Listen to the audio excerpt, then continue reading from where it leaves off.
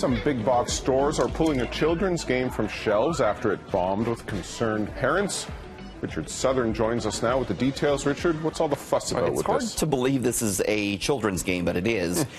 It is called Cut the Wire, Talbot. It asks kids to defuse a fake bomb before the timer runs out and it goes boom.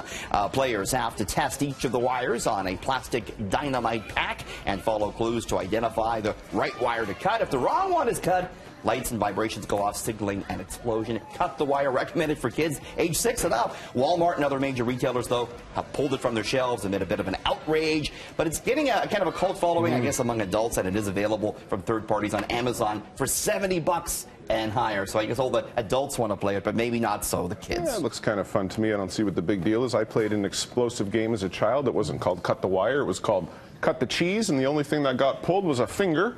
I can't bring you anywhere. You know that? I can't bring you anywhere. Thankfully, though, Richard, I've matured and evolved since then, and so have African elephants, but in this case, it's a matter of survival. Yeah, no, this is a sad story. I mean, elephants, of course, they've been poached now to such a terrible extent, Talbot, for their ivory in their tusks, that some are evolving now without tusks. About 90% of the elephant population in Mozambique were killed during that nation's 16-year civil war to raise money for guns and all that sort of terrible stuff. Now experts report that around a third of elephants there have not developed tusks at all. That's because it was the ones without tusks that were left unharmed. They passed those traits along. So in an interesting way, the elephants are starting to save themselves from us terrible humans. It's fascinating the way nature always finds a way to survive.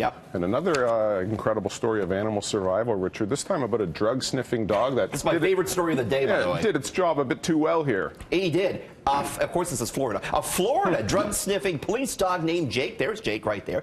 He was trained to sniff out drugs. He was put to work last weekend searching passengers boarding an electronic music cruise. When Jake the dog suffered an overdose. He OD'd.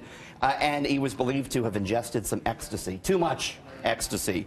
And a narcotic called Narcan, an anti-narcotic, usually given to humans, was given to Jake. He is okay, thanks to the Narcan. He is just fine. But a number of passengers aboard that electronic music cruise arrested for drug possession. Shouldn't the dog be twirling one of those glow sticks and hugging people? Shows you that even dogs need drugs to enjoy electronic dance music.